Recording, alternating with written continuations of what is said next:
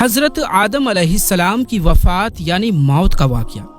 پیارے دوستو، حضرت آدم علیہ السلام سے پہلے دنیا میں کیا تھا؟ یہ وہ سوال ہے جو ہم سب کے ذہن میں آتا ہے کہ کائنات میں انسانوں کے بسنے سے پہلے آخر کیا تھا۔ ایک صحابی نے حضور صلی اللہ علیہ وآلہ وسلم سے سوال کیا کہ اے اللہ کے رسول صلی اللہ علیہ وآلہ وسلم، زمین اور آسمان کو پیدا کرنے سے پہلے ہمارا پروردگار کہاں تھا؟ آپ صلی اللہ علیہ وآلہ وسلم نے فرمایا کہ تب اللہ کے سوا اور کچھ نہیں تھا، پھر اس نے پانی پر اپنا عرش بنایا جیسے یہ اس کائنات کی شروعات تھی۔ پھر اللہ نے قلم کو پیدا کیا اور اس کو حکم دیا کہ لکھ، اور قلم نے اللہ تعالیٰ کے حکم اور اس کے علم سے قیامت تک ہونے والے سب کچھ لوح محفوظ میں لکھ دیا۔ اس کے بعد آسمان اور زمین کی 6 دن میں تخلیق کی گئی یعنی بنائی گئی۔ یمن سے آئے ہوئے ایک راجدوت نے حضور صلی اللہ علیہ وآلہ وسلم سے کہا کہ ہم آپ سے دین کی سمجھ اور قلم کی شروعات جاننے کے لیے آئے ہیں۔ تو آپ صلی اللہ علیہ وآلہ وسلم نے فرمایا، جس کا مطلب یہ ہے کہ سب سے پہلے صرف اللہ تھا، اس کا عرش پانی پر تھا، پھر اس نے قلم پیدا کیا اور اس قلم نے لوح محفوظ پر قیامت تک ہونے والے تمام واقعات لکھ دیے۔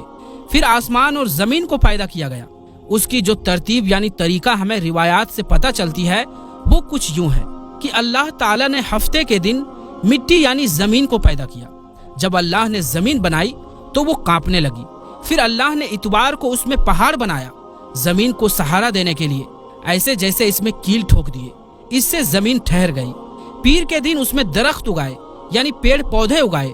منگل کے دن تکلیف، مصیبتیں، جراثیم یعنی کیٹانو اور بیماریاں بنائی۔ بدھ کے دن نور کو پیدا فرمایا۔ جمعرات کو زمین میں چوپائے یعنی 4 پیروں والے جانور بنائے اور انہیں زمین پر پھیلا دیا۔ اور پھر جمعے کے دن کی آخری گھڑیوں میں یعنی عصر کے بعد آدم علیہ السلام کو پیدا فرمایا۔ جیسے اللہ تبارک و تعالیٰ نے انسان کی پیدائش سے پہلے اس کی سکھ سویدھاؤں کے لیے زمین اور اس پر ضروریات کی تمام چیزیں پیدا فرما دی تھی، یعنی مخلوق کی شروعات میں آخری نمبر پر انسان کو پیدا کیا گیا، اور نسل انسانی میں سب سے پہلی تخلیق حضرت آدم علیہ السلام کی تھی۔ وہ تمام انسانوں کے باپ ہیں۔ انسانوں کی پیدائش سے پہلے فرشتوں اور جنوں کی تخلیق بھی ہو چکی تھی۔ فرشتے اللہ تعالیٰ کی وہ مخلوق ہیں جن کا اصل ٹھکانہ آسمان ہے، اور وہ زمین والوں کے لیے استغفار کرتے ہیں۔ فرشتوں کو نور سے پیدا کیا گیا، جبکہ جنوں کی پیدائش آگ سے کی گئی، اور انسانوں کی تخلیق مٹی سے ہوئی۔ ابلیس جو کہ شیطان تھا وہ بھی فرشتوں میں سے نہیں بلکہ جنوں میں سے تھا، اور اس کی تخلیق بھی آگ سے کی گئی۔ کچھ روایات سے پتہ چلتا ہے کہ آدم علیہ السلام سے 2000 سال پہلے جنات پیدا کیے گئے، اور جب وہ فتنہ فساد میں حد سے آگے بڑھ گئے تو اللہ تعالیٰ نے ان کی طرف فرشتوں کا ایک لشکر بھیجا۔ ان میں خوب لڑائیاں جھگڑے ہوئے، اور اس میں فرشتوں نے جنوں کو تہس نہس کر دیا، اور وہ سمندروں کے جزیروں میں پناہ لینے پر مجبور ہو گئے، اور آج تک ان کے رہنے کی جگہ یہی جزیرے ہیں۔ ابلیس یعنی شیطان جو کہ جنات کے سردار ہے، اس کا ایک تخت ہے، اور وہ تخت پانی پر ہے۔ ابلیس کا اصل نام عزازل تھا، اور اس کی نافرمانی کے بعد اسے ابلیس کا نام دیا گیا۔ ابلیس کا وہ تخت حقیقت میں کس جگہ پر ہے یہ ہم نہیں جانتے۔ خیر، جب اللہ تعالیٰ نے زمین کو انسانوں کے ذریعے سے آباد کرنا چاہا تو انسان کی تخلیق فرمائی، کیونکہ جنوں میں انسانوں جتنی عقل اور سمجھ نہیں تھی۔ کہا جاتا ہے کہ جنوں میں سب سے زیادہ علم رکھنے والا جن انسانوں میں سے 10 سال کے بچے کے برابر عقل رکھتا ہے۔ اللہ نے انسان کی تخلیق کر کے اس میں روح پھونکی۔ پھر اللہ نے فرشتوں سے فرمایا کہ میں زمین پر اپنا نائب بنانے والا ہوں۔ فرشتوں نے اللہ سے پوچھا کہ ایسی مخلوق کو کیوں پیدا کرتا ہے جو زمین پر فساد کرے اور خون بہائے، اور ہم ہر وقت تیری تعریف اور پاکیزگی بیان کرتے ہیں۔ جس پر اللہ تعالیٰ نے فرمایا کہ جو کچھ میں جانتا ہوں وہ تم نہیں جانتے۔ فرشتوں کے اس سوال کے 2 مقصد تھے۔ پہلا یہ کہ کیا یہ بھی جنوں کی طرح زمین پر فساد کریں گے، اور دوسرا یہ کہ ہم سے تیری عبادت میں کوئی کوتاہی ہوئی ہے۔ بہرحال جب اللہ تعالیٰ حضرت آدم علیہ السلام کو پیدا کیا تو زمین سے مٹی لانے کا حکم دیا۔ پھر اللہ کے پاس اس کے حکم کے مطابق مٹی لائی گئی۔ وہ مٹی اللہ تعالیٰ نے پوری زمین سے اٹھوائی تھی۔ یہی وجہ ہے کہ حضرت آدم علیہ السلام کی اولاد زمین کے رنگ کے مطابق ہی ظاہر ہوئی، کچھ لال، کچھ سفید، کچھ کالے، کچھ اس کے بیچ۔ اس مٹی کو پانی سے بھگویا گیا تو یہ 3 بن گئی، قرآن مجید میں کچھ جگہوں پر انسان کی تخلیق کے لیے تراب کا لفظ آیا ہے، یعنی کہ سوکھی مٹی، اور کچھ بار تین کا لفظ آیا ہے جو کہ بھیگی ہوئی یا تر مٹی کو کہتے ہیں۔ جب پانی کو مٹی سے بھگویا گیا تو وہ لیس دار ہونا شروع ہو گئی۔ پھر اللہ تعالیٰ نے خود اپنے دست مبارک سے اس مٹی سے انسان کا ڈھانچہ تیار فرمایا۔ اللہ تعالیٰ نے انسان کی تخلیق فرشتوں کے سپرد نہیں کی، بلکہ انسان کو خود ایک مورتی کی صورت میں ڈھالا۔ اس کے بعد ایک خاص وقت تک اس کو چھوڑے رکھا، یہاں تک کہ وہ گیلی مٹی سوکھ گئی اور اس کا رنگ کالا ہو گیا اور اس میں سے بدبو آنے لگی۔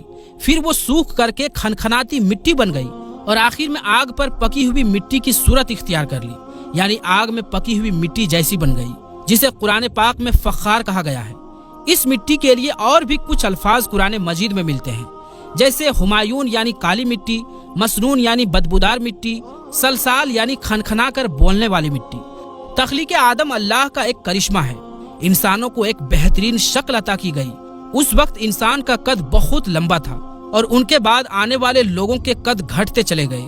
انسانوں میں سب سے لمبا قد حضرت آدم علیہ السلام کا تھا۔ ایک روایات میں حضرت آدم علیہ السلام کا قد 60 ہاتھ بیان کیا گیا ہے۔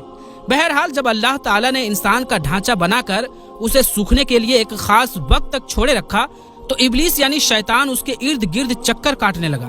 وہ اس ڈھانچے کو بجا کر دیکھتے تو اس میں سے ایسی آوازیں آتی جیسے خالی مٹی کے مٹکے سے آتی ہے، اور اس نے دیکھا کہ یہ ڈھانچہ پیٹ والا ہے، تو وہ سمجھ گیا کہ یہ مخلوق اپنے آپ پر قابو نہیں رکھ پائے گی۔ حضرت آدم علیہ السلام میں روح ڈالنے سے پہلے فرشتوں کا گزر اس ڈھانچے کے پاس سے ہوا تو وہ گھبرا گئے، اور ابلیس بھی ڈھانچے کے آس پاس سے گزرتا تو ٹھوکر مار کر کہتا کہ تجھے کسی خاص مقصد کے لیے پیدا کیا گیا ہے۔ یہ کہہ کر وہ اس کے منہ کے راستے اس میں داخل ہو جاتا اور کمر کے راستے باہر آ جاتا، اور پھر اس نے فرشتوں سے کہا کہ اس سے گھبرانے کی کوئی ضرورت نہیں ہے۔ اگر مجھے اس پر حاوی کیا گیا تو میں اسے خطرے میں ڈال دوں گا، اور اگر اسے مجھ پر حاوی کیا گیا تو میں یقیناً اس کی نافرمانی کروں گا۔ یعنی ابھی حضرت آدم علیہ السلام میں اللہ تعالیٰ نے روح پھونکی بھی نہیں تھی، تب سے ابلیس کی انسان سے عداوت اور دشمنی صاف طور پر دکھ رہا تھا۔ پھر اللہ تعالیٰ نے حضرت آدم علیہ السلام میں اپنی روح پھونکی۔ جیسے ہی روح اس بنائے ہوئے ڈھانچے میں سر کی طرف سے ڈالی گئی تو حضرت آدم علیہ السلام کو چھینک آ گئی۔ حضرت آدم علیہ السلام سے کہا کہ الحمدللہ کہیے۔ انہوں نے کہہ دیا۔ اللہ تعالیٰ کی اس تعریف کے جواب میں اللہ تعالیٰ نے فرمایا کہ تجھ پر تیرا رب رحم فرمائے۔ جب روح ان کی آنکھوں میں داخل ہوئی اور ان کی آنکھوں نے جنت کے پھلوں کو دیکھا تو غور و فکر کرنے لگے۔ پھر روح پیٹ میں داخل ہوئی تو کھانے کی ضرورت محسوس ہوئی، یعنی روح ابھی ٹانگوں تک نہیں پہنچی تھی اور کھانے کی خواہش محسوس ہونے لگی۔ جب حضرت آدم علیہ السلام میں روح پھونک دی گئی تو اللہ تعالیٰ نے ان کی پشت یعنی پیٹھ مبارک پر ہاتھ پھیرا، جس سے قیامت تک آنے والے تمام انسان باہر آ گئے۔ حضرت آدم علیہ السلام کی تمام اولاد ان کے سامنے ظاہر ہو گئی۔ یہ بات قرآن اور احادیث سے بھی ثابت ہے۔ پھر اللہ نے اولاد آدم سے انہی کے بارے میں اقرار لیا کہ کیا میں تمہارا رب نہیں؟ تو وہ تمام انسانوں نے جواب دیا کہ ہم اقرار کرتے ہیں کہ تو ہی ہمارا رب ہے۔ اللہ تعالیٰ نے حضرت آدم علیہ السلام میں اپنی روح پھونک کر فرشتوں اور جنوں سے انسان کو سجدہ کرنے کا حکم دیا۔ ابلیس کے علاوہ سب نے حضرت آدم علیہ السلام کو سجدہ کیا۔ اللہ تعالیٰ نے ابلیس سے پوچھا کہ تجھے کس چیز نے سجدے سے روک دیا؟ تو اس نے جواب دیا کہ تو نے مجھے آگ سے پیدا کیا ہے اور اسے مٹی سے، جبکہ میں اس سے بہتر ہوں۔ اللہ تعالیٰ نے اس کی گھمنڈ پر اسے سزا دیتے ہوئے فرمایا، اس جنت سے اتر جا، تجھے کوئی حق نہیں کہ تو جنت میں رہ کر تکبر کرے۔ ابلیس نے جواب میں کہا مجھے قیامت تک مہلت دیجیے، یعنی کہ اتنی لمبی عمر دے دیجیے کہ قیامت تک مجھے موت نہ آئے، جبکہ تمام انسانوں کو دوبارہ زندہ کیا جائے گا۔ اللہ تعالیٰ نے فرمایا کہ تجھے ایک فکس ٹائم تک مہلت دے دی گئی۔ پھر ابلیس نے کہا کہ میں قسم کھاتا ہوں کہ میں انسانوں کی گمراہی کے لیے تیرے سیدھے راستے پر بیٹھ جاؤں گا، پھر میں ان کے آگے سے، پیچھے سے، دائیں سے، بائیں سے ان کے پاس آؤں گا، اور تو انہیں شکر گزار ہرگز نہیں پائے گا سوائے ان کے جو تیرے سچے بندے ہوں گے، اور وہ میرے بہکاوے میں نہیں آئیں گے۔ اللہ تعالیٰ نے اسے ذلیل و خوار کر کے وہاں سے نکال دیا اور فرمایا کہ ان میں سے جو شخص بھی تیرا حکم مانے گا میں ایسے تمام لوگوں سے جہنم کو بھر دوں گا، اور میرے بندوں پر تیرا کوئی اختیار نہیں ہوگا، یعنی کوئی ادھیکار نہیں ہوگا۔ اس طرح یہ صاف ہوا کہ سب سے پہلا گناہ تکبر تھا۔ اس لیے علماء اکرام کے مطابق تمام گناہوں کی جڑ تکبر یعنی گھمنڈ ہے۔ اللہ نے حضرت آدم علیہ السلام کو جاہل نہیں بلکہ علم والا پیدا کیا تھا۔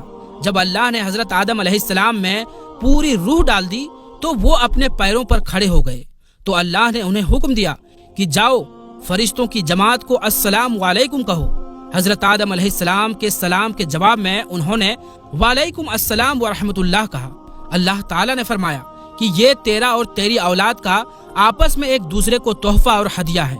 اللہ تعالیٰ نے حضرت آدم علیہ السلام کو شروع ہی میں سبھی نام سکھا دیے۔ وہ اللہ تعالیٰ کے حکم سے آسمان اور زمین کی ہر چیز کا نام اور ان کا استعمال جانتے تھے۔ اللہ تعالیٰ نے ان تمام چیزوں کا نام جب فرشتوں سے پوچھا تو وہ ان چیزوں کا نام نہیں جانتے تھے۔ پھر حضرت آدم علیہ السلام نے ان تمام چیزوں کے نام بتائے۔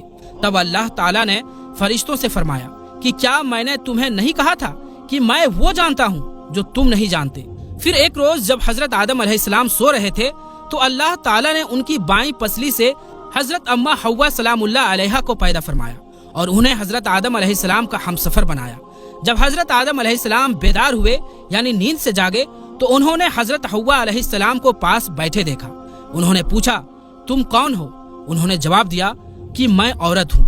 حضرت حوا علیہ السلام قیامت تک آنے والی تمام عورتوں میں سب سے زیادہ خوبصورت تھی۔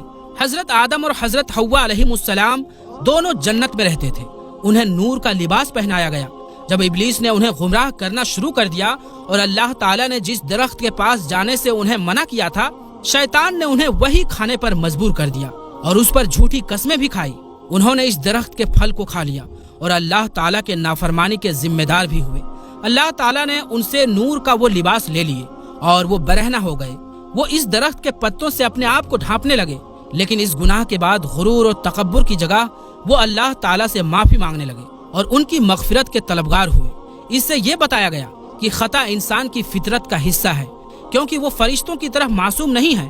پھر اللہ تعالیٰ نے انہیں جنت سے نکل جانے کا حکم دیا اور فرمایا کہ تمام زمین پر رہو اور تم ایک دوسرے کے دشمن ہوگے۔ پھر وہ دونوں زمین پر اترے اور انہی کے ساتھ ابلیس بھی زمین پر اترا۔ حضرت آدم علیہ السلام اور حضرت حوا علیہ السلام نے اپنے رب سے معافی کے کلمات سیکھے۔ ایک روایات کے مطابق حضرت آدم علیہ السلام کو ہند میں جبکہ حضرت حوا علیہ السلام کو جدہ میں اتارا گیا۔ پھر وہ ایک دوسرے کو ڈھونڈنے لگے اور آخرکار میدان عرفات میں ان کی ملاقات ہوئی۔ حضرت حوا علیہ السلام نے 20 ولادتوں میں 40 بچوں کو جنم دیا۔ ہر ولادت میں ایک لڑکا اور ایک لڑکی پیدا ہوتی تھی۔ سب سے پہلا جوڑا قابل اور ان کی بہن کمین کا تھا۔ اس طرح زمین پر نسل انسانی کی بڑھوتری شروع ہو گئی۔ حضرت عبداللہ بن عباس رضی اللہ تعالی عنہ نے ارشاد فرمایا، بے شک اللہ پاک نے حضرت آدم کو جمعے کے دن عصر کے بعد پیدا فرمایا اور آپ کو ظاہری زمین کی ایک مٹھی مٹی سے پیدا فرمایا، اسی لیے آپ کو آدم کہتے ہیں اور آپ کی اولاد کو آدمی یعنی آدم والا کہتے ہیں۔ حضرت آدم علیہ السلام کا مبارک خمیر جس مٹی سے تیار ہوا، اس سے بچ جانے والی مٹی شریف سے کھجور کا درخت یعنی پیڑ بنایا گیا۔ جیسے کہ حضرت مولا علی رضی اللہ تعالی عنہ بیان کرتے ہیں کہ حضور صلی اللہ علیہ وآلہ وسلم نے ارشاد فرمایا، کھجور کا احترام کرو کیونکہ یہ تمہارے والد حضرت آدم علیہ السلام کی بچی ہوئی مٹی سے پیدا کی گئی۔ اللہ پاک نے حضرت آدم علیہ السلام کو بغیر ماں باپ کے مٹی سے پیدا فرمایا۔ اللہ پاک نے حضرت آدم علیہ السلام سے حضرت بی بی حوا کو پیدا فرمایا۔ حضرت آدم علیہ السلام نے ان کی طرف دست محبت بڑھانے کا ارادہ کیا تو فرشتوں نے عرض کی، اے آدم ٹھہر جائیں، پہلے ان کا مہر ادا کریں۔ آپ علیہ السلام نے فرمایا، ان کا مہر کیا ہے؟ فرشتوں نے عرض کیا کہ ان کا مہر یہ ہے کہ آپ ہمارے سردار محمد مصطفیٰ صلی اللہ علیہ وآلہ وسلم پر 3 یا 10 مرتبہ درود پاک پڑھیں۔ چنانچہ آپ علیہ السلام نے درود پاک پڑھا اور فرشتوں کی گواہی سے آپ کا حضرت بی بی حوا علیہ السلام سے نکاح ہو گیا۔ اس سے معلوم ہوا کہ نبی پاک صلی اللہ علیہ وآلہ وسلم پر موجود چیز کے لیے وسیلہ ہے، یہاں تک کہ اپنے والد حضرت آدم علیہ السلام کا بھی وسیلہ ہے۔ حضرت آدم علیہ السلام نے 960 برس کی زندگی پائی، جبکہ آدم علیہ السلام کی زندگی 1000 سال کی تھی، کیونکہ جب حضرت آدم علیہ السلام جنت میں تھے تو اللہ تعالیٰ نے حضرت آدم علیہ السلام کو ان کی تمام اولاد جن جن کو نبوت ملنی تھی، ان کی شخصیت، ان کی عمر حضرت آدم علیہ السلام کے سامنے کلیئر کر دی گئی۔ آپ نے جب حضرت داؤد علیہ السلام کی عمر کو 60 سال تک دیکھا تو اللہ سے کہنے لگے، اے اللہ پاک میری عمر کے 40 سال میرے پوتے داؤد کو دے دو، تو یوں آپ کی دعا قبول ہو گئی۔ اللہ نے حضرت آدم علیہ